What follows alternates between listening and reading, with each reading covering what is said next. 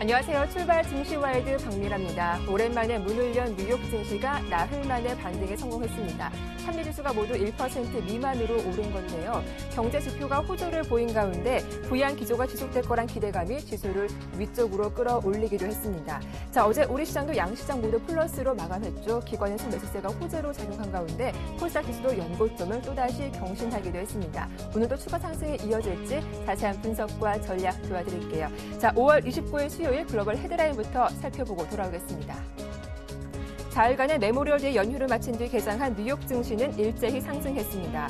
다우지수는 장중에 218포인트나 올라 사상 최고치까지 올랐는데요. 3대 지수 모두 오후장 갈수록 상승폭은 줄였지만 모두 1% 미만으로 반등했습니다. 유럽 증시 또한 한 달 만에 최대폭으로 상승했습니다. 유럽 중앙은행의 지속적인 부양 기대와 미국의 경제지표 호조가 지수를 위로 끌어올렸는데요. 영국과 독일, 프랑스 모두 1% 이상의 상승세를 보였습니다. 뉴욕 증시 호재가 됐던 경제 지표입니다. 케이스-실러 주택가격지수가 공개됐죠. 3월의 주택가격지수는 예상을 뛰어넘는 상승세를 보였고 특히 전년 동월 대비로는 약 7년 만에 최대 상승률을 기록하기도 했습니다. 여기에 컨퍼런스 보드의 소비자 신뢰지수도 5년 3개월 만에 가장 높은 수준을 기록한 것이 시장 심리를 안정시켰는데요. 전망치 71을 웃돈 76.2로 발표돼 긍정적으로 작용했습니다. 경제 지표 외에도 또 한 가지 호재가 있었죠. 국제신용평가기관인 무디스가 미국 은행 산업에 대해 무려 5년 만에 처음으로 안정적이라는 등급 전망을 부여했는데요. 기존의 부정적에서 안정적으로 상향 조정한 겁니다. 이는 최근 미국 경제가 회복되면서 은행들의 실적 하방 리스크가 줄어든 데 따른 것으로 풀이됩니다. 네, 출발 증시와이드 1부 오늘의 주요 코너부터 살펴보고 본격적으로 시작하겠습니다.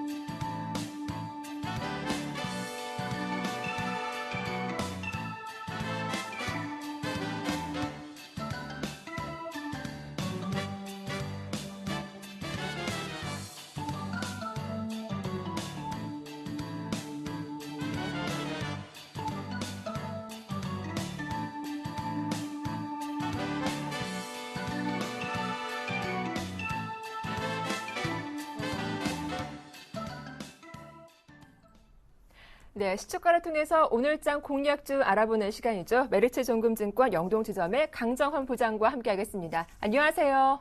안녕하세요. 예, 먼저 어제장 추천 종목이었죠. 원익 IPS. 장중에 6% 이상 급등세를 보여주기도 했는데요. 추가적인 AS 부탁드릴게요. 네, 원익 IPS 실적 모멘텀, 삼성 디스플레이가 5.5서대 아몰레드 설비를 긍정적으로 좀 증설하고 있는 상황이고, 이 반도체 설비 투자에 대한 어떤 수혜감, 그다음에 2분기부터 강한 실적 턴어라운드 전망을 하고 있는 상황입니다. 영업이익이 1분기 53억 적자에서 2분기에 46억 이상의 흑자전환 전망되면서 턴어라운드를 전망하고 있고, 이 2분기 이후에 3분기부터 100억 이상의 영업이익 창출이 예상되고 있습니다. 그래서 개혁적으로 좀 보유 전략 가능하다는 말씀드리겠고요. 제가 예시한 목표가 7,900원에서 8,000원 사이 밴드 계속 유지하도록 하겠습니다. 네, 일단 원익 IPS 보유하신 분들은 목표가까지 그대로 홀딩해보자라는 말씀해 주셨습니다. 자, 이어서 오늘장 시초가 공략주는 어떤 종목일까요? 네, 어제 장 종료 후에 투자 중위 종목으로 시작이 됐는데 최근에 허성 호가, 불건전 매매 기제에 대한 그런 얘기 나왔습니다만 그래도 밸런스 매력이 있는 종목입니다. 서원인텍을 오늘 시초가 공략주로 제시하도록 하겠습니다. 서원인텍은 2007년도에 코스닥에 상장한 휴대폰 부품 회사고요. 보호회로와 와이브로 단말기 이런 제조업체라고 보시면 되겠습니다. 매출 비중은 키패드가 40%고요. 부자재, 이차전지 보호회로가 35%와 17%를 차지하고 있습니다. 이 삼성전자에 전량 공급하고 있고요. 이차전지 보호회로는 LG화학과 와이브로 단말기는 해외 통신사, 통신장비업체에 공급하고 있습니다. 중국과 베트남에도 3개의 현지 법인이 있다라고 보시면 되겠고요. 예, 투자 포인트는 두 가지를 주시는데요. 첫 번째는 이 스마트폰용의 액세서리 매출 본격화를 줄 수 있습니다. 2분기부터 이 스마트폰 액세서리 매출 액세서리인 플리커 매출이 발생될 것으로 전망되고 있는데요. 3분기에는 태블릿 PC용 북커버도 매출도 예상되고 있습니다. 2013년 사업을 시작한 액세서리 매출이 1120억을 달성할 것으로 전망되고 있고요. 매출 비중 전체적으로 한 29%를 차지할 것으로 전망되고 있습니다. 현재 구미 1공장을 중심으로 해서 생산을 하고 있습니다만 이 구미 2공장과 이 베트남 공장의 캐파 증설을 상반기에 완료하고 이 하반기부터 본격적인 추가 양상 진행을 예정되어 있습니다. 그래서 고객사 휴대폰 세계시장 점유율 확대로 인해서 휴대폰 기자재의 확대를 전망하고 있는 상황이고요. 전체적으로 뭐 전원키라든가 홈키, 볼륨키 이런 매출이 꾸준하게 성장할 것으로 전망되고 있습니다. 그래서 매출액은 483억, 2012년 대비해서 35% 이상 증가할 것으로 전망되고 있고요. 전체적으로 2013년 매출액은 1,100억대, 부자재가 좀 전망되고 있는 상황입니다. 그래서 올해 서프라이즈 실적과 저평가 매수를 줄 수 있는 부분인데 올해 전체 매출액은 60% 증가한 3,800억대를 전망하고 있습니다. 영업이익은 160% 증가한 185억을 전망하고 있고 순이익 역시도 190% 증가한 299억을 전망하고 있습니다. 2014년도에는 올해 대비해서 영업이익이 40% 이상 증가할 것으로 전망되고 있는 상황이고요. 현 주가가 올해 실적 대비해서 PR 10배 수준입니다. 2014년 대비해서는 PR 7배 수준밖에 안 되는 그런 저평가 매트가 있는 그런 종목이고요. 올 실적 전망치 기준으로 해서 2013년 올해죠. 내년도가 아니고 올해 실적 전망치 기준으로 해서 PR 올 4년 평균 PR이 14배 정도인데 22,000원대 배려심 이력이 있는 종목입니다. 그래서 5월 중순 이후에 기관이 18만 주, 외국인이 24만 주의 순 매수를 보이고 있는 상황이고 어제도 외국인 4만 4천 주 매수가 들어온 모습을 보여주고 있는데 최근에 무슨 호가 부분의 어떤 우려 때문에 어제 투자주의 종목으로 지정됐습니다만 그럼에도 불구하고 이 저평가 매트가 있는 그런 종목이라서 오늘 서원인텍을 주가 플러스 종목으로 제시하도록 하겠습니다. 네, 휴대폰 부품 전문 업체인 서원인텍 오늘의 시초가 공략주다라고 말씀하셨는데요. 목표가와 손절가도 궁금합니다. 가격대에 대한 정보도 전해주시죠. 네, 오늘 시초가로 제시해드리겠고요. 목표가는 17,500원과 18,000원 사이의 밴드를 설정해드리겠습니다. 손절가는 14,850원 하회 시에 손절로 대응하시기 바라겠습니다. 네, 말씀 잘 들었습니다. 고맙습니다. 네, 고맙습니다. 네, 메리츠 종금증권의 강정헌 부장과 오늘자 시초가 공략주 말씀 들어봤습니다.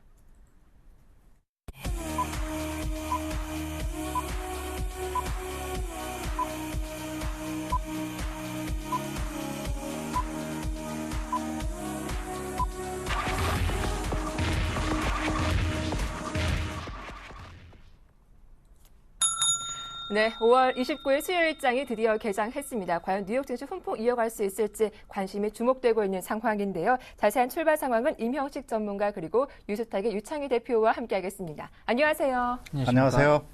자, 먼저 코스피 지수가 일단은 추가 상승이 나오고 있습니다. 임형식 전문가님, 코스피 출발 상황부터 한번 전해주시죠. 네, 금일 6포인트 상승한 1992포인트로서 최근 1990포인트에서 상승 흐름이 완만하게 이어져가고 있는 상당히 양호한 흐름이 전개되고 있고요.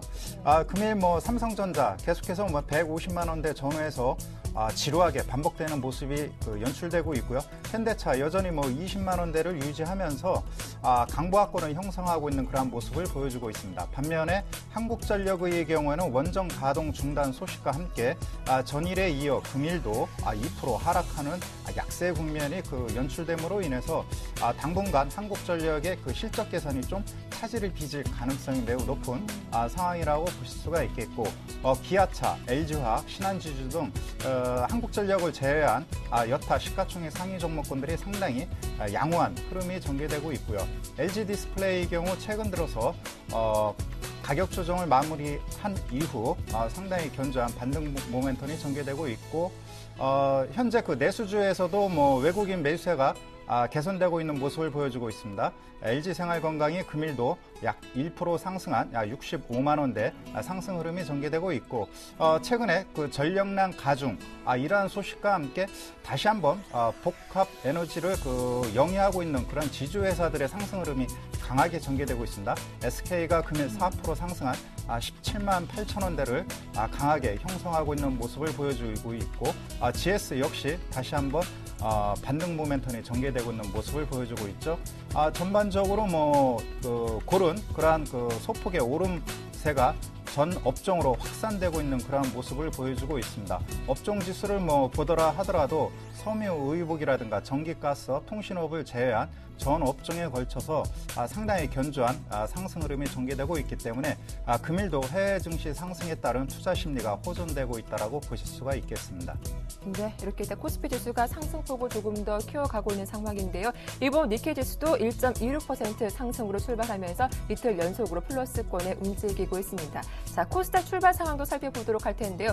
유창 대표님, 오늘도 최고가 갈아치우는 겁니까? 네, 오늘도 신고가 연출해가지고 예. 거의 이제 590포인트 근처에 주가가 가려고 하고 있는 모습을 띄고 있습니다. 588.38포인트 약 0.4% 상승해가지고 주가 지수 형성이 되고 있고, 일단 오늘 590포인트 터치는 가능할 것 같아요. 근데 다만 590포인트 안착 여부는 좀 확인을 할 필요가 있는데 충분히 590포인트 이상으로 갈 수 있다라는 거. 왜냐면 제가 지난 월요일에도 말씀드렸지만 코스닥 580포인트 이상으로 이번 주에 올라갈 수 있을 거라고 말씀드렸고, 그 이상도 충분히 가능하다고 말씀드렸는데, 일단 왜냐면 지난 한 5월 초에 580포인트는 안 되지만 거의 580포인트 근방까지 왔다가 555포인트 정도까지 급격한 가격 조정을 주고 나서 지금 상승으로 다시 올라오고 있는 것이고, 또 그 자리가 지금 돌파가 되는 자리이기 때문에 여기서는 쉽게 하락으로 꺾인다라고 예상을 하시기에는 조금 위험할 수 있다라는 부분들. 그러니까 충분히 추가적으로 상승한다고 생각을 하고 종목 시장을 대응해야지, 여기서 여기서 단순하게 쌍봉이다 아니면 여기서 좀 꺾일 수 있다고 생각을 하면서 주식 비중을 줄이는 전략은 그렇게 좋지 않다라는 거 전해드리고 싶고요. 시가총액 상위 종목 좀 보신다면은 지금 전체적으로 대부분 종목군들이 다 올라오고 있습니다. 셀트리온이 오래간만에 좀 강세를 띠면서 약 한 거의 3%대, 물론 어저께 상승을 하다가 윗꼬리가 좀 나왔지만 오늘은 그걸 다시 감싸 안으려고 하는 모습을 띠고 있고요. 그리고 서울반도체라든지 CJ 홈쇼핑, GS 홈쇼핑 모두 상승을 보여주고 있고, SFA라는 샤바이오엔 같은 경우도 강세를 띠면서 주가 지수의 그 상승을 좀 더 이끌려고 하는 모습을 띠고 있고요. 수급을 좀 보신다면 일단은 전체적으로 외국인 같은 경우가 코스닥을 연일 매수를 잡아주고 있죠. 어저께 같은 경우도 외국인이 코스닥 250억 가까운 매수를 잡아주면서 지수 상승의 한 요인으로 작용하고 있었는데, 오늘도 만약에 지금 같은 경우는 크게 매수가 보이지 않고 있지만, 이러한 부분들이 오늘도 한 200억 이상 혹은 150억 이상 매수가 들어온다면 코스닥 시장 신고가 연출은 계속해서 이어지면서 마감할 가능성이 높다라는 거 열어놓고 대응하셨으면 좋겠습니다. 네, 이렇게 코스닥 상황까지 살펴봤습니다. 자, 이어서 외환시장으로 넘어가 볼 텐데요. KB 외환선물의 정견팔 팀장님 연결되어 있습니다. 안녕하세요. 네, 안녕하십니까? 예, 원달러 환율이 1,130원으로 상승 출발한 이후 상승폭 더 키우고 있습니다. 현재 흐름 어떻게 진행되고 있습니까? 네, 오늘 서울 외환시장은요, 어제 종가 대비 3원 20전 상승한 1,130원 10전에 개장했고요. 개장 이후 개정가는 저점으로 1,133까지 상승했고요. 이 시간 현재는 1,132원 10전에 거래가 되고 있습니다. 최근 수일간 시장은 두 가지 재료가 서로 혼재되어 있었는데요. 미 경제지표 호조에 따른 글로벌 달러 강세 요인과 중국 지표 부진 및 일본 금융시장 불안에 따른 위험 회피와 또 위험 선호 분위기가 서로 혼재하면서 시장 참여자들이 일방적인 공식을 가지고 시장을 대하기 어려운 시점이었습니다. 그러나 이제는 다시 미 경제지표 호조에 따른 글로벌 달러 강세 기조가 시장의 중심 주제로 자리 잡는 모습인데요. 지난번 미국의 주택지표와 소비자 신뢰지수가 호조를 보이는 가운데 글로벌 달러가 엔화뿐만 아니라 전 통화 대비 강세를 보였고요. 이 연장선상에서 달러원 역시 강세를 보이고 있습니다. 이 시점에서 점검해봐야 할 특이한 점은요.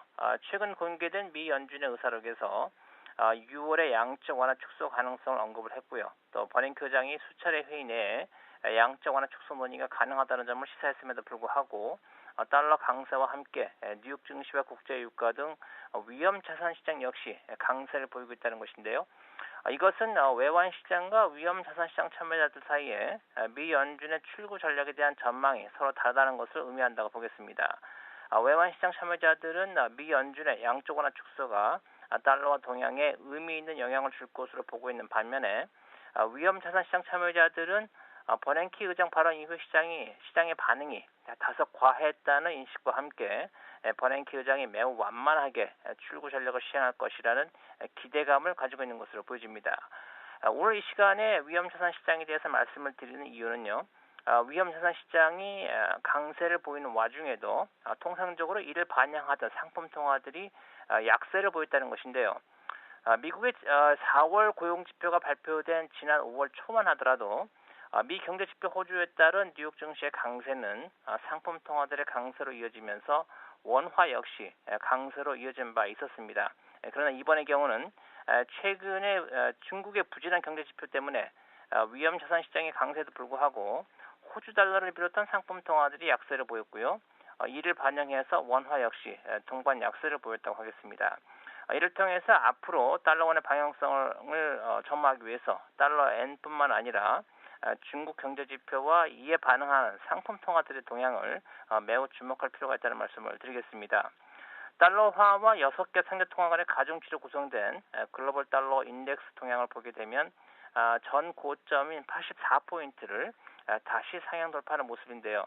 84포인트를 넘어선 이후에는 뚜렷한 저항선이 보이지 않기 때문에 상승세에 탄력이 붙을 수 있다고 보고요. 이를 배경으로 할 때 달러원은 1130원대 안착하면서 향후 1140원대 도달 가능성도 크게 보고 있습니다. 네, 알겠습니다. 환율 시장에 대한 전망 자세한 말씀 들어봤습니다. 고맙습니다. 네, 감사합니다. 네, 자 이어서 6월을 맞아 주요 증권사 리서치 센터장의 인터뷰를 담아봤는데요. 오늘은 이 하나투자증권 최석원 센터장의 의견을 들어봤습니다. 화면 함께 보시죠.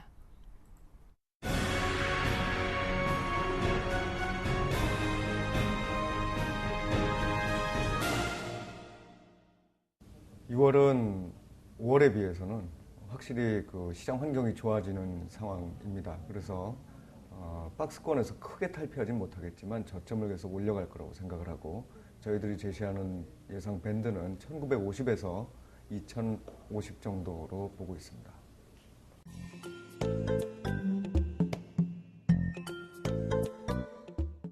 (6월 달에) 증시가 좋을 거라고 예상하는 데에는 사실 엔저의 효과가 조금 반감되기 시작할 것이다라는 기대가 같이 섞여 있습니다. 기본적으로 그 엔화는 단기에 지금 30% 이상 빠른 속도로 절하가 된 상황입니다.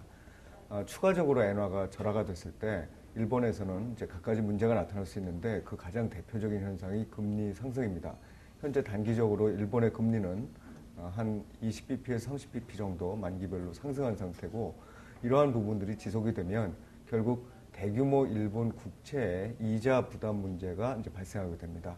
따라서 일본 정부도 추가적인 양적 완화나 엔화의 절하 부분에 대해서는 속도 조절에 나설 가능성이 좀 있다고 보고요.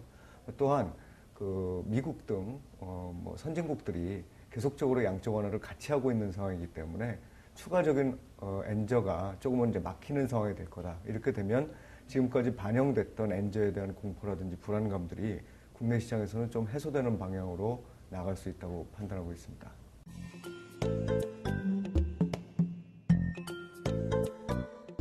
(6월 달이) 그러한 어떤 투자의 초기 단계가 되는 시점이라고 생각하고 있습니다. 물론 기존에 진행된 엔저 때문에 사실 많은 한국 기업들이 수출 경쟁력 측면에서 어려움을 겪고 있는 게 사실입니다. 하지만 그게 일정 부분 진행이 됐다고 보고 또 기업들이 나름대로 엔저에 대한 어떤 영향들을 소화 흡수할 수 있는 능력을 키웠다고 보면 이제부터는 그 엔저 때문에 상대적으로 피해를 봤던 자동차라든지 일부 업종들이 이제 다시 좀 기지개를 펼 수 있는 시기가 아닌가 생각하고 있습니다.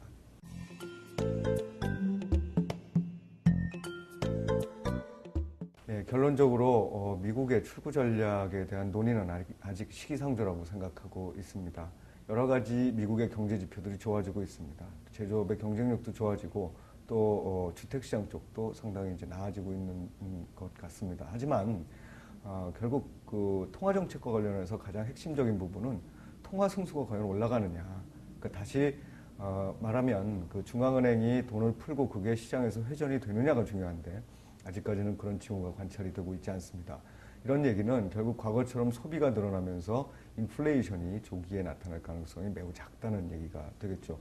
결국 인플레이션이 문제가 되지 않은 경우에 미국 입장에서는 지금 대규모 재정 적자 하에서 재정 지출을 줄여야 되는 이런 상황이기도 하고 또 이미 쌓여져 있는 국채에 대한 이자 부담도 낮아야 되는 상황이기 때문에 구태여 지금 금리를 오르게 하는 어떤 방안으로의 어떤 변신을 꾀할 이유가 정책적으로 별로 없다고 생각이 듭니다. 그래서 비록 주가와 관련해서 여러 가지 과열 징후라든지 이런 데 대한 우려가 나오고 있고 이 때문에 출구 전략과 관련된 논의들이 일정 부분 진행될 수는 있습니다만 이게 미국 정책의 전반적 기조라고 보기는 좀 어려울 거로 생각하고 있습니다.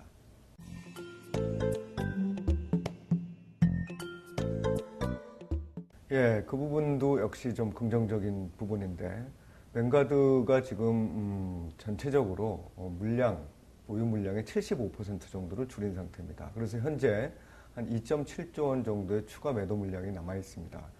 그렇지만 또 뱅가드에 새롭게 설정된 ETF에서 한국 증시에 8천억 가량을 투자하는 것으로 되어 있습니다.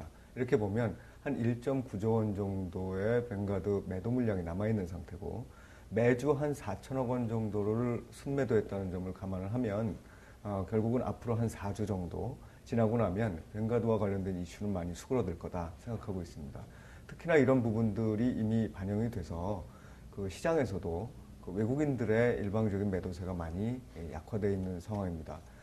뱅가드뿐만 아니라 아까 엔저 때문에도 일본으로 계속적으로 외국인들의 자금이 흘러갔었다고 보이는데 이런 부분들이 일본 증시의 급등과 또 엔화 절하의 어떤 약화 이런 부분들을 모두 반영을 해서 조금은 한국 시장으로 흘러들 가능성이 있다 봅니다. 하지만 이제 한 가지는 좀 우려가 되는데 그 부분은 이제 미국의 제조업들이 계속해서 경쟁력이 좋아지고 있다는 점입니다. 그래서 결국은 그 미국의 소비와 그 중국의 생산이라는 큰 구조 하에서 이득을 봤던 우리나라 기업들이 사실은 미국의 제조업들이 상대적으로 경쟁력을 확보하게 되면 좀 어려움을 겪게 되는 것도 사실입니다. 그래서 과거처럼 외국인들이 매수세로 돌아서더라도 그 폭이 대단히 클 거라고 생각하기는 좀 어려울 것 같습니다.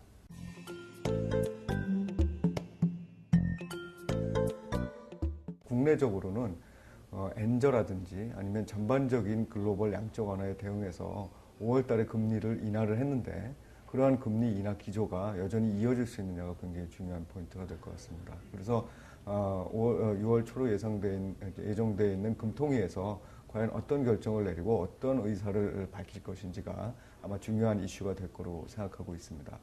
그 다음에 6월 증시에서 역시 유망업종은 그 엔저의 효과가 조금씩 이제 둔화되면서 나타나는 그 수출주 쪽에 관심을 가져야 될 시기가 아닌가 생각하고 있습니다. 특히나 그 엔저가 진행이 되면서 소재와 산업재 같은 경우는 밸류가 굉장히 많이 싸졌습니다. 그런 싸진 업종들이 이제 구조적인 문제들 때문에 계속적으로 랠리를 펼칠 거라고 보기는 어렵습니다만 이미 싸진 주가와 환경의 변화를 감안을 하면 그런 소재 산업재 쪽에 있어서의 일시적인 반등을 기대해 볼 수 있는 것도 6월 달이다 이렇게 판단하고 있습니다.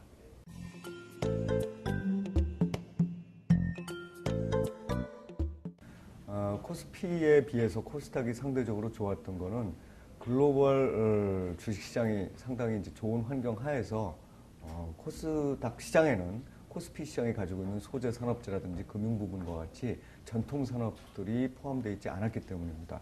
그런 부분들이 결국은 여러 가지 구조적인 문제를 안고 또 엔저와 같은 이런 외부 환경 변화에 대해서 민감하게 반응을 했다면 코스닥에는 상대적으로 그런 업종들이 없고 또한 코스닥에 이제 주로 포진되어 있는 업종들을 보면 바이오라든지 또는 부품주 또 모바일과 관련된 여러 가지 유통 이런 부분들이 포함되어 있기 때문에 상대적인 강점을 계속 지니고 있다고 생각을 합니다. 단지 코스닥과 코스피가 사실 지난 몇 개월에 걸쳐서 굉장히 상호 다른 모습을 보이면서 움직여갔고 특히나 상당히 많이 아웃퍼폼을 했는데 그 아웃퍼폼을 하는 동안에 코스닥 시장 쪽으로 자금이 상대적으로 몰린 경향성들이 있습니다. 그래서 산업적인 측면에서 유리한 부분에도 불구하고 아마 초기 국면에서는 코스닥에서 코스피로 일부 그 자금이 흐르는 모습들이 관찰될 수 있겠다. 그래서 6월 달에 수출주나 대형주들이 상대적으로 좋다면 코스피가 코스닥보다는 상대적으로 조금 더 우월할 거다라고 볼 수 있습니다. 단지 이제 길게 보면 산업적 측면에서 코스닥 시장은 여전히 좋은 시장이다라고 생각을 하고 있습니다.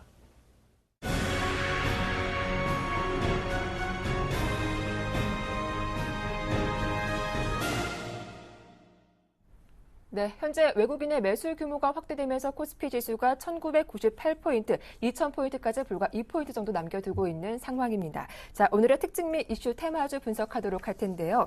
어제 원자력 발전소 3기의 가동이 전격 중단됐습니다. 안전이 필요한 부품이 불량 부품으로 확인됐기 때문인데 이 본격적인 전력 수요 피크를 앞두고 비상이 걸렸습니다. 이 소식에 한국전력이 나흘째 주가는 하락하고 있는데 반면 이 민자 발전사인 GS와 SK는 또 강세를 띠고 있더라고요. 이명식 전문가님, 이 한국전력 흐름 어떻게 보시나요? 네, 그 한국전력의 경우는 하반기 실적 기대감에 대한 그런 기대가 네. 상당히 고조됐었는데 일단은 갑작스런 원전 가동 중단으로 인해서 2분기부터 일단 실적 부진이 주가에 본격적으로 반영될 것으로 보여집니다. 이로 인해서 한국전력의 그 목표 주가가 4만 원대 초반까지 상향했다가 최근에 다시 한번 3만 5천 원대권까지 급락하는 모습을 보여주고 있고 원전 가동의 경우는 단기적인 문제가 아니라 근본적인 그런 불량품을 썼기 때문에 현재 앞으로 한 10월 달을 분기점을 해서 재가동 여부가 판정이 될 텐데 상당히 길어질 가능성이 크다라고 보실 수가 있겠습니다. 그렇기 때문에 한국전력의 펀더멘탈 회생 가능성은 좀 불투명할 것으로 예상이 되기 때문에 현재 시점에서는 과감하게 비중을 좀 다시 한번 축소하는 전략이 필요하지 않겠나 이렇게 판단이 되고요. 반면에 SK라든가 민자발전 관련주들의 경우는 금일 급등세가 나타나고 있죠. SK 네. 계속해서 6%대 원저리까지 상승하고 있는데 이러한 배경 요인에는 현재 보수하고 있는 그런 원전과 추가적인 잠정 중단으로 인해서 총 원전 10기가 가동 정지에 놓여 있죠. 이로 인해서 약 300만 킬로와트가 일단 차질을 빚을 것으로 보여집니다. 정상적인 수요 상황에서도 한 200만 킬로와트가 수요가 발생하고 있는 그런 상황에 놓여 있기 때문에 공급 부족 사태는 당분간 지속될 가능성이 매우 높고 이로 인해서 SK 그다음에 지역난방공사가 수혜를 볼 것으로 보여지는데 현재 국면에서는 SK가 가장 유리한 고지에 있다라고 보실 수 있겠습니다. GS는 GS건설 어닝 쇼크가 있었고요. 그다음에 한전 KPS의 경우에는 상대적으로 정비 물량 증가 이러한 것들로 인해서 오히려 펀더멘탈 개선 요인이 될 것으로 보여지고 최근 외국인의 수급도 가파르게 지속적으로 이루어지고 있습니다. 그렇기 때문에 경기 방어주 성격으로서 한전 KPS가 다시 한번 안정적인 그런 주가 흐름이 지속될 가능성이 크다라고 보실 수가 있겠습니다. 상대적으로 한전 KPS, SK가 수혜를 보고 한전의 경우에는 당분간 고전을 면치 못할 것으로 보여집니다. 네, 알겠습니다. 이렇게 원전 3개 가동 중단 소식에 한국전력은 약세를 띠고 있지만 또 반대로 이 반사 이익을 얻고 있는 종목들도 있습니다. 바로 스마트 그리드 관련주인데요. 어제도 이 옴니 시스템이 가격 제한폭까지 오르게 됐는데 오늘도 급등세가 이어지고 있습니다. 유창희 대표님, 이런 스마트 그리드 관련주 오늘 흐름은 어떤가요? 오늘 그게 썩 좋은 모습 아닙니다. 옴니 시스템도 예. 상승세를 보여주고 있지만 장중 고점 대비해서는 상승폭 상당 부분 줄여놓고 있다는 부분들. 네. 일진전기 같은 경우는 오늘 하락세를 보여주고 있고 누리텔레콤, 세진전자 모두 본다라면 전체적으로 하락세를 보여주고 있는데 이게 왜 그러냐면은 지금 스마트 그리드라고 해가지고 어떤 실적이 크게 나오고 있거나 혹은 이게 바로 시장에 반영이 될 수 있는 부분이 전혀 아니라는 거죠. 그러니까 앞으로 어떻게 이제 차후에 대비를 하겠다고 이런 걸 어떤 대책을 세우겠다는 것이 이게 바로 예를 들어서 다른 지금 올라오고 있는 SK라든지 GS처럼 지역 난방공사 같은 경우는 바로 수혜를 입을 수가 있죠. 발전을 더 늘려야 되는 부분이 있으니까. 근데 여기에서는 아직은 정치적인 얘기만 나오고 있는 것이지 그게 바로 수혜를 입을 수는 없기 때문에 일시적인 테마로 지금 묶여서 올라갔다가 지금 차익 매물이 쏟아지고 있다는 부분들. 물론 이제 원전 관련해서 조금 더 우려감이 진행이 되고 또 이게 여름 내내 계속 이슈가 된다라면 이들 관련된 종목군도 혹은 이들 관련된 투자라든지 정부의 정책에 대한 기대감 작용하기 때문에 계속 올라갈 수 있겠지만 단기적으로는 일단은 차익 매물이 좀 나오고 있다는 거 염두에 두셔야 되지 않을까 생각하고 있습니다. 네, 혹시라도 스마트 그리드 관련주 관심 있으셨던 분들은 이 말씀 잘 참고하시면 좋을 것 같습니다.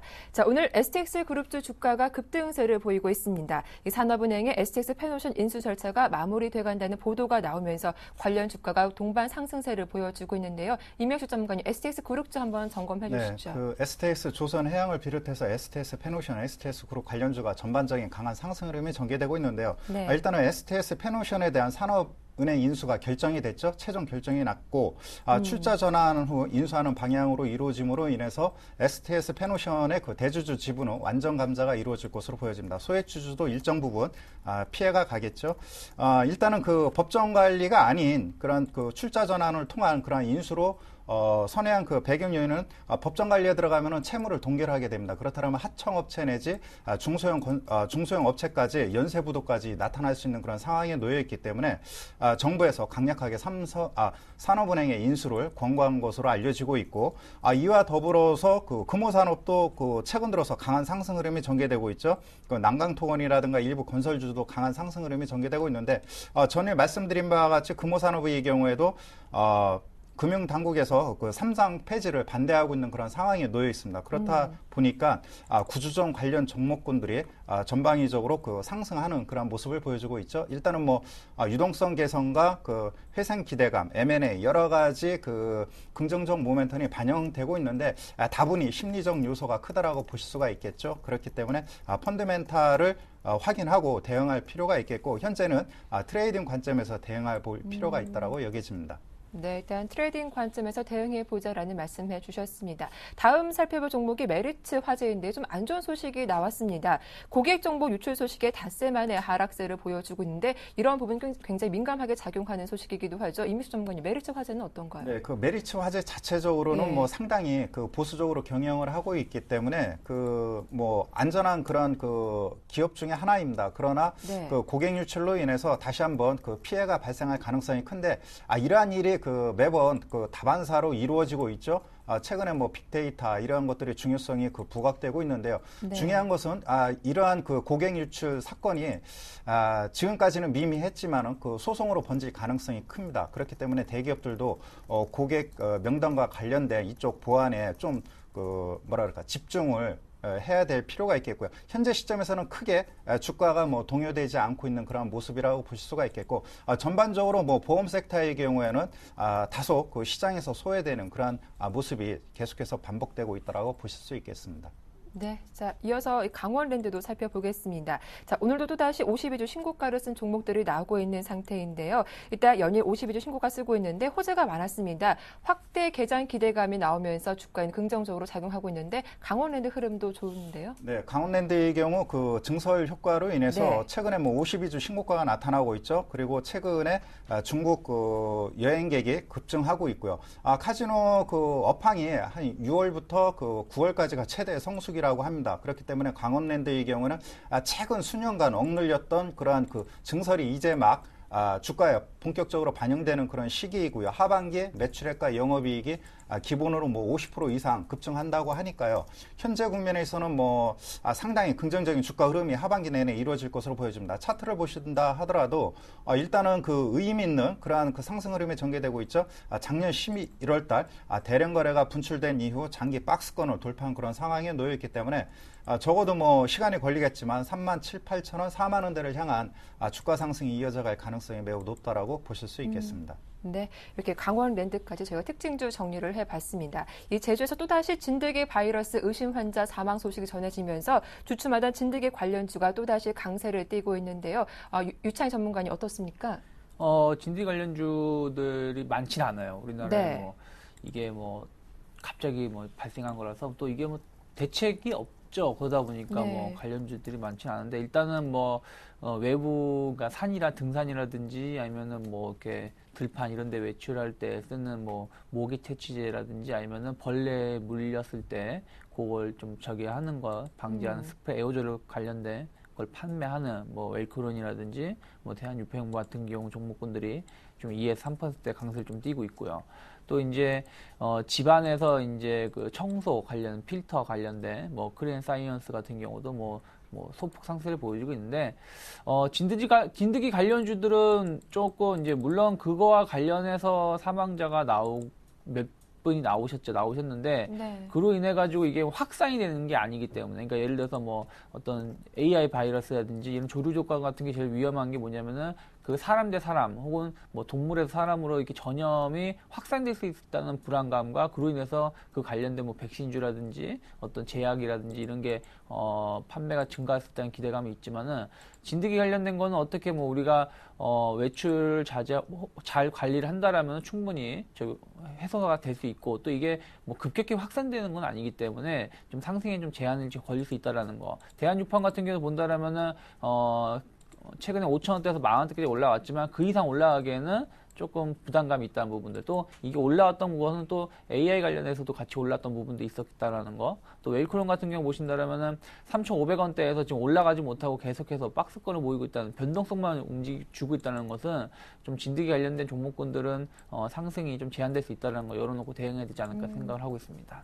네, 자 오늘 또 코스피 지수가 강세를 띠면서 코스닥 지수가 좀 상승폭을 줄이고 있지만 여전히 그래도 강한 모습을 나타내고 있습니다. 이 코스닥 지수가 약 5년 만에 최고치를 경신하면서 이 코스닥과 중소형주 관련 상장 지수 펀드들도 줄줄이 신고가를 경신하고 있다는 소식이 들어왔는데요. 흐름 정리해 주시죠. 네, 뭐 코스닥 자체가 올라오고 있다 보니까 네. 코스닥 관련된 뭐 ETF라든지 그 관련된 상장 지수 펀드가 갈 수밖에 없는 것이죠. 그렇기 예. 때문에 뭐 시장 자체가 좋아지고 있고 그들 관련된 종목군들은 계속해서 올라갈 수 있다라는 거. 그러니까 뭐 제가 계속 말씀드리지만 코스닥은 올해 580포인트고 혹은 600포인트가 저항이 아니라 거기가 고점이 아니라 신고가를 계속 연출할 수 있다라고 계속 말씀드렸기 때문에 그들 배당 그런 ETF 관련된 종목군들은 충분하게 투자를 할 수 있는 대안이 될 수 있다. 무슨 얘기냐면은 이건 시장을 보고 매매를 하는 것이고 종목을 보고 매매하는 것이 아니기 때문에 종목을 계속 선별하기 힘드신 분들은 수익률은 그것보다 못하겠지만서도 시장 자체가 올라간다는 거에 베팅을 할 수 있다는 거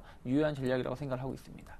네, 자 이어서 오늘의 특징주로 라이브 플렉스를 정리해 보도록 하겠습니다. 오늘 실적이 공개가 됐는데 실적 악화 소식에 주가도 역시 약세를 띠고 있습니다. 현재 2% 정도 급락세가 나오고 있는 상태인데요. 어제 이어서 오늘도 추가적인 하락이 나오고 있습니다. 이 종목은 어떻게 대응해 봐야 될까요? 네, 뭐 라이브 플렉스 같은 경우가 이제 실적은 한 15억 정도 나왔는데 뭐 전년 대비해서 한 50% 정도 감소했다는 얘기가 나왔기 때문에 좀 하락세를 보여주고 있는 것 같고 일단 전체적으로 실적은 그렇게 좋지 못하다는 거 여전히 조금 확인해야 될 것 같고요. 뭐 넥스지 같은 경우는 이제 그 배임 횡령 얘기가 나오면서 거의 이제 11%또 급락세를 보여주고 있다는 부분들 좀 체크하시면서 대응하셨으면 좋겠고요. 뭐 전체적으로 이제 오늘 같은 경우는 뭐 특징주들이 그렇게 많진 않아요. 그러니까 상승 관련된 특징주들도 어떤 M&A라든지 어떤 원전 관련된 테마 묶여서 올라가고 있는 거가 대부분이고 뭐 하락 관련된 종목군들도 몇몇 종목 개별적인 이슈로 인해서 하락을 하는 종목군들 빼고는 크게 급등이나 급락하는 건 없다는 부분들. 왜 그러냐면은 코스닥 같은 경우가 일단은 뭐 580포인트 이상, 거의 590포인트 근처까지 육박했었던 것이기 때문에 추가적인 상승에는 뭐 약간 확인을 좀 필요한 부분들. 코스피 같은 경우도 일단 2000포인트 근접해 왔기 때문에 상승에 좀 제한이 걸릴 수 있다는 부분들 좀 체크하셔야 되지 않을까 생각을 하고 있습니다. 네, 자 이어서 스쿱 특징주부터 화면으로 정리해 보겠습니다. 네, 어제장 거래소에서 외국인의 매매 상위 종목인데 먼저 매도 1위 종목은 삼성전자였습니다. 2위 종목은 삼성중공업 그리고 삼성전자 우선주, NHN, 기아차가 매도 상위 종목이었고요. 반대로 매수 종목은 LG가 꼽혔죠. SK하이닉스가 2위에 올랐고 삼성물산과 강원랜드 그리고 현대모비스가 있었습니다. 기관 쪽도 살펴보겠습니다. 기관의 매도 상위 종목은 한국전력이 차지했습니다. 2위는 LG전자 그리고 삼성물산, SK하이닉스, LG가 순으로 이어졌고요. 매수 종목은 삼성전자가 꼽혔고 코덱스 레버리지가 2위, 기아차, KT, 삼성전기 순으로 매수 상위 종목에 올랐습니다. 자, 먼저 이명식 전문가님, 이렇게 기관과 외국인의 매도 상위 종목들 좀 엇갈린 흐름을 보여주고 있는데 오늘은 좀 어떤가요? 네, 그 외국인과 그 기관들의 엇갈린 매매, 그 어제 오늘도 그 반복되고 있는 모습을 보여주고 있습니다. 일단은 뭐 삼성전자, 기아차 외국인이 매도한 것을 기관이 그 전일 받아가는 그 모양새가 나타났고, 중요한 것은 그 외국인들이 그 옐로칩 종목군으로 그 매수세가 확산되고 있죠. 그 LG 그 지주회사죠. LG에 대한 매수세가 최근 연속적으로 이루어지고 있고요. 삼성물산, 강원랜드, 전일은 그 LG생활건강, 코웨이 이쪽 내수 관련주로 매수했는데 역시 삼성물산, 그 강원랜드로 그 매수하면서 외국인들의 그러한 그 업종 폭넓은 매수세가 미약하지만 확산되고 있는 그런 모습을 보여주고 있고요. 기관들의 경우는 역시 그 IT 자동차에 집중되면서 전일은 뭐 삼성 SDI를 매수를 했지만 금일은 전일은 그 삼성전기를 다시 재매수하는 모습을 보여주고 있죠. 역시 낙폭과대 그다음에 그 턴어라운드 관련된 소외주 쪽으로 매수세가 유입되고 있다라고 보실 수가 있겠습니다. 네, 일단 오늘도 뭐 전기, 전자와 운송 장비 쪽으로 외국인과 기관의 양 매수세가 유입되고 있다는 점을 참고하시면 좋겠습니다. 자, 이어서 오늘장 전략 한마디 부탁드릴게요, 전문가님. 네, 그 최근 들어서 뭐 중소형주의 강세가 눈에 띄게 전개되고 있는데요. 네. 일단은 뭐 순환 상승이 이루어질 것으로 보여집니다. 먼저 올라간 종목군들의 경우는 가격 조정 이후 재상승하는 모멘텀이 전개되고 있는데 최근에 그 애플이 다시 한번 그 중국 보급형 시장에 진출한다는 소식이 전해지고 있죠. 이에 따라서 뭐 LG이노텍이 다시 한번 애플이랑 물량 증가 이 소식으로 증가하고 있는데 보급형 물량이 증가하게 된다면은 그 후공정 반도체 업체들도 이와 관련된 물량이 계속해서 증가할 수밖에 없는 그런 상황에 놓여 있기 때문에 반도체 후공정 섹터 예를 들어서 뭐 시그네티스 같은 경우 최근에 수급이 상당히 개선되고 있습니다. 이와 관련해서 관련 종목군들의 경우 다시 한번 속도 조절 이후 재상승할 가능성이 크기 때문에 최근 신고가 종목 부담스러우면은 또 그 밑에서 올라가는 종목 유연성을 그 발휘하면서 포트를 갖춰갖고 대응해 볼 필요가 있다고 여겨집니다. 자, 이어서 코스닥 쪽의 수급 특징주도 다시 한번 정리해 보겠습니다. 화면 함께 보시죠. 네, 먼저 코스닥 쪽에서 외국인의 상위 종목입니다. 매도 종목인데요. 1위가 셀트리온이고 2위는 게임빌, 그리고 3위가 루멘스, 4위는 심텍, 5위는 서울반도체가 차지했습니다. 매수 상위 종목입니다. 파트론 2위는 CJ 오쇼핑, 3위는 위메이드, 그리고 인터플렉스와 다음 순으로 이어지고 있습니다. 기관 쪽의 수급도 체크해 볼 텐데요. 먼저 1위 매도 종목은 SM이었습니다. 2위는 테라세미콘, 3위가 옴니시스템, 그리고 4위 매도 종목은 컴투스, 5위는 다음이었습니다. 이어서 매수 종목은 동원개발이 1위를 차지했고요. 원익 IPS, 루멘스, 심텍, 그리고 셀바이오텍이 이어졌습니다.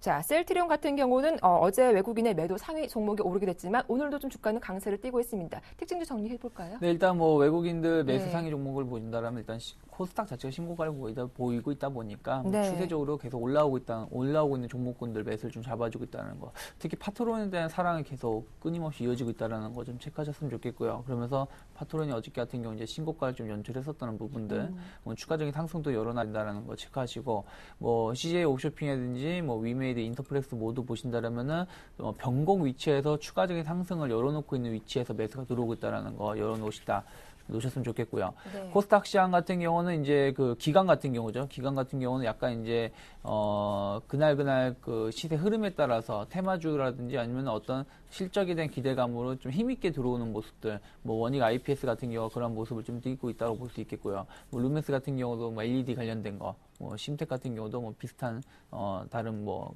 IT 관련된 종목군들 위주로 해서 그날 이제 힘 있는 종목군들 중심으로 해가지고 에너지를 집중시키는 것을 보이고 있다는 거 체크하셨으면 좋겠고, 저는 오늘 장 한마디를 그렇게 말씀드리고 싶습니다. 일단 코스피 시장도 결국에는 뭐 거의 2,000포인트를 돌파시키려고 하고 있고, 네. 코스닥 시장도 거의 오늘 상승폭을 좀 줄이고 있지만서도 580포인트 돌파시키고 있기 때문에 신고가 관련된 종목군들 혹은 추세적으로 기간 조정 주고 다시 고점을 돌파시키려 하는 종목군들을 주목을 하자. 그러니까 그들 종목군들이 수익이 더 날 수 있다라는 거. 단순하게 밑에서 저점 대비 낙폭 가대로 올라온 종목보다 오히려 신고가를 연출을 시키면서 가는 종목군들이 더 강하게 치고 나갈 수 있다는 것을 전달해드리고 싶습니다. 네, 유창희 대표님은 신고가 종목에 더 주목을 해보자라는 오늘장 전략 말씀까지 해주셨습니다. 지금까지 임형식 전문가 그리고 뉴스탁의 유창희 대표와 오늘장 출발 흐름 짚어봤습니다. 두 분 모두 수고 많으셨습니다. 고맙습니다.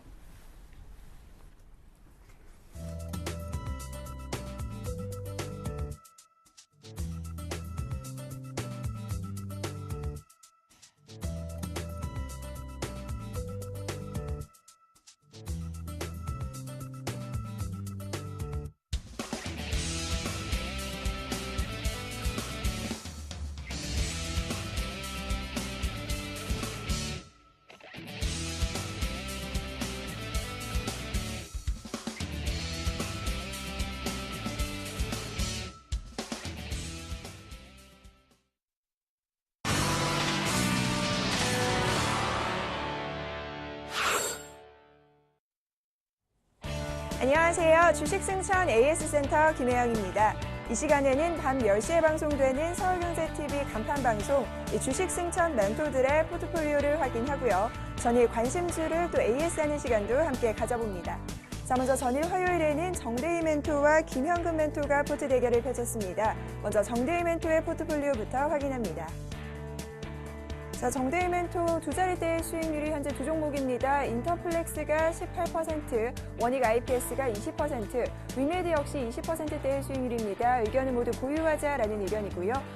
자, 이어서 정대희 멘토의 포트폴리오 계속해서 나오고 있는데요. 사파이어 테크놀로지 역시 양호한 흐름이 이어지고 있습니다. 자, 이어서 김현금 멘토의 포트폴리오 함께 확인합니다. 화신이 22% 가장 높은 수익률입니다. 의견은 보유하자라는 의견이고요. 플래티넷이 1.6%, 신규 편입된 종목으로는 BH가 오늘 매수가 13,950원에 편입돼 있습니다. 자, 이어서 전일 이 김현금 멘토의 신규 관심주 살펴볼 텐데요. 이 BH 올해 사상 최대 실적이 달성될 것으로 전망되고 있습니다. 이 BH의 매수가는 13,950원, 목표가 15,500원, 손절가는 13,000원입니다. 자, 이어서 BH 현재 흐름부터 살펴보겠습니다. BH 현재 1%대의 낙폭 보이고 있습니다. 13,800원에 거래 중인데요. 김현금 멘토님 전화 연결해서 이 신규 종목에 관한 이야기 나눠보겠습니다. 안녕하세요, 멘토님. 네, 안녕하세요. 네, 오늘 신규 편입하신 종목에 대한 투자 전략 세워주시죠. 예, 오늘 시장이 지금 코스피 쪽이 좀 강하고요. 상대적으로 코스피 쪽이 코스닥 대비해서 좀 강세를 보여주고 있습니다. 전일과는 좀 코스닥이 좀 강했었고요. 그래서 현재 지금 이 종목 같은 경우에도 어제, 그제 이틀 전에 좀 강하게 좀 상승을 해줬었고, 어제 같은 경우 좀 상승 마감이 됐는데요. 오늘 이러한 음봉은 일전에도 제가 이제 그 화신이라는 종목을 설명을 해드리면서도 말씀드렸지만 상승 구간에서의 자연스러운 형성되는 음봉이라고 보시면 될 것 같고요. 그러한 고점 부위에 있는 상승하면서의 매물 소화 과정이라고 보시면 될 것 같습니다. 그리고 아까 종목 소개 좀 전에 나왔겠지만 올해 사상 최대 매출까지도 좀 기대가 되고 있고요. 향후에 지금 스마트폰 기기 물량 지금 출하량이라든가 이런 부분을 보자면 실적 부분 더 증가되리라고 보고 있습니다. 올해 지금 영업이익 같은 경우도 작년 1분기죠. 1분기 작년 전년 동기 대비해서 영업이익 한 70% 이상도 증가되는 모습도 좀 보여줬고요. 그리고 주목할 수 있는 부분이 향후에 태블릿 PC 쪽에서의 매출 비중이 좀 확대가 돼가고 있습니다. 태블릿 PC향 FPCB 같은 경우에는 스마트폰 대비해서 단가가 한 3배 정도 높습니다. 그렇다 보니까 수익성의 좀 개선을 좀 기대를 해볼 수가 있을 것 같고, 그리고 고객사 부분 삼성이라든가 LG라든가 노키아, 모토로라 이러한 글로벌 고객사를 보유하고 있기 때문에 이러한 기업들에서 신규 모델 출시 때마다 좀 외형 성장이라든가 이런 부분도 좀 올해 기대를 좀 해볼 수 있을 것 같습니다. 현재 지금 이런 스마트 기기들 같은 경우 상당히 좀 제품이 고사양화되면서 좀 복잡해지고 있죠. 회로 설계가 상당히 복잡해지고 있습니다. 사용자들은 잘 못 느끼겠지만 그렇다면 이제 이러한 회로 설계가 복잡해지게 되면 FPCB 같은 경우 상당히 수요량 자체가 더 늘어날 수밖에 없습니다. 그래서 향후에 상당히 좀 기대를 해봐도 될 것 같고, 그리고 이제 무엇보다 지금 현재 이러한 시장의 흐름을 좀 보시면 IT 쪽이 가장 실적의 추정치가 계속 상향되고 있는 섹터이고요. 가장 확실한 쪽은 역시 IT인데 그 안에서도 지금 계속 순환되고 있죠. LED 쪽이 강했었고 또 반도체 장비 쪽, 후공정 쪽 강했었고 한동안은 쉬었죠. 지금 스마트폰 기기 관련 쪽들 이러한 쪽들이 한동안 좀 휴식 구간을 좀 거치게 됐습니다. 카메라 모듈 쪽도 마찬가지고요. 전일 같은 경우 파트원이 한동안 쉬다가 다시 한번 오늘 직전 고점 그 상단부를 넘어서는 그런 흐름도 나타나고 있고, 이런 시장에서의 흐름적인 부분에서도 봤을 때 충분히 현 구간에서 더 직전 고점을 향해서 좀 갈 수 있는 그러한 자리라고 보고 있습니다. 저희 종가에서 약간 지금 현재 한 1.7%, 8% 정도 약간 눌리고 있는데 이런 구간을 이용해서 좀 매수를 해나가신다면 좋은 결과가 있을 그러한 종목이라고 소개해드리도록 하겠습니다. 이상입니다. 네, 올해 사상 최대 실적을 달성할 것으로 보이는 BH. 현재 눌림목 구간에서 매수하시면 향후 좋은 수익률 낼 수 있을 것 같다라는 말씀 살펴주셨습니다. 멘토님 오늘 말씀 감사합니다. 네, 감사합니다. 네, 저는 내일 이 시간 다시 찾아오겠습니다. 지금까지 주식승천 AS센터 김혜영이었습니다.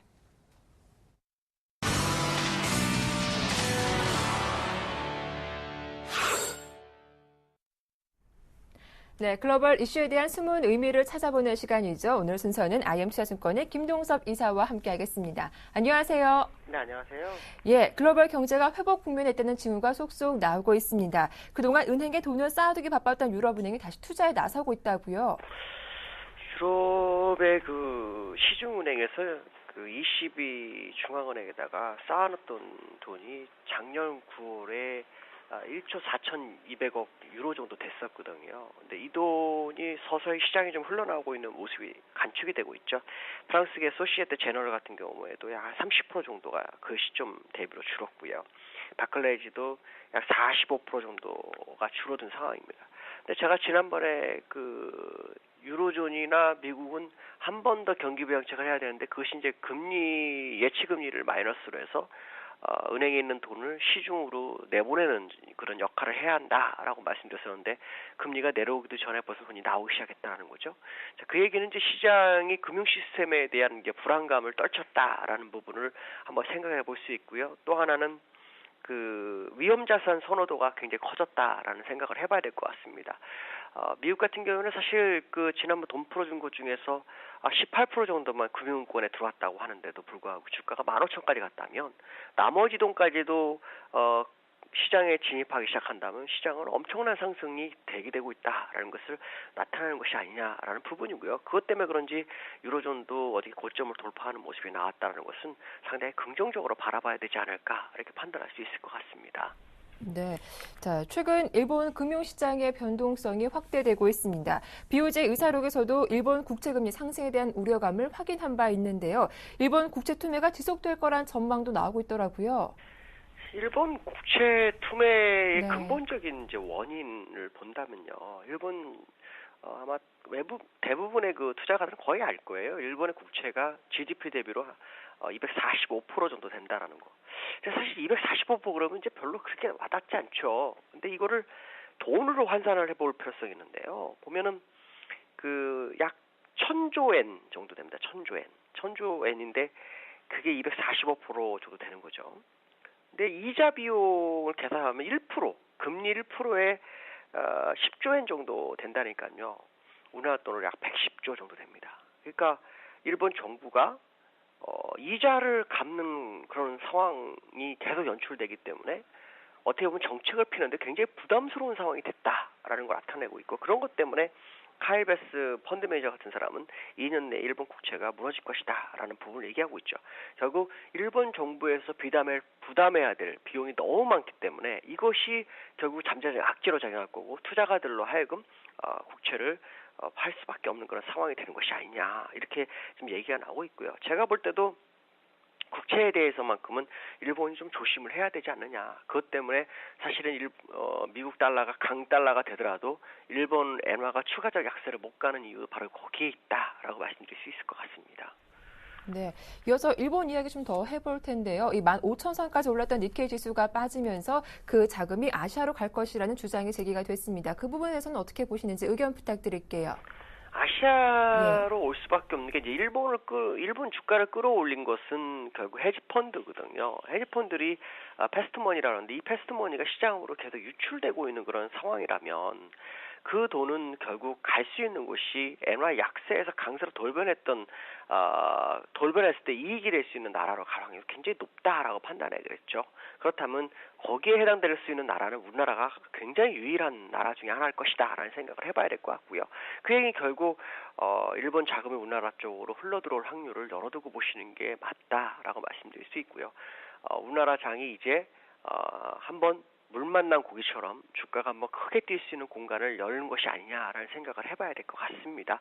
아마도 지금 국내장이 아주 조금 올라가는 모습이 있지만 어느 순간이 되면 굉장히 폭발적으로 상승할 거라고 예상이 되기 때문에요.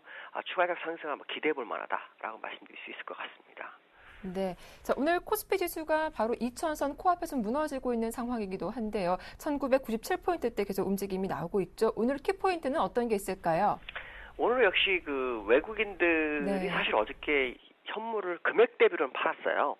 근데 그 수량 대비로는 어저께 상당히 좀 샀었거든요.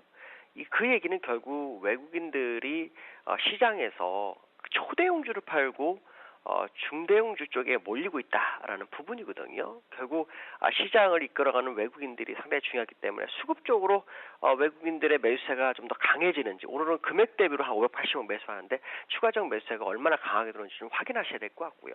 거기에 맞춰서 선물에서 외국인들이 환매를 얼마나 좀 해주는지, 이거에 따라서 방향성을 정해줄 것 같은데요. 우리가 생각했던 그 심리적 저항선 2,000포인트, 이건 별로 생각 안 하셔도 됩니다. 2,000포인트 당연히 넘어가고요. 문제는 뭐냐면 지난번에 고점이었던 2,030에서 40 사이를 얼마나 빨리 돌파될지를 확인하시면 될 것 같습니다.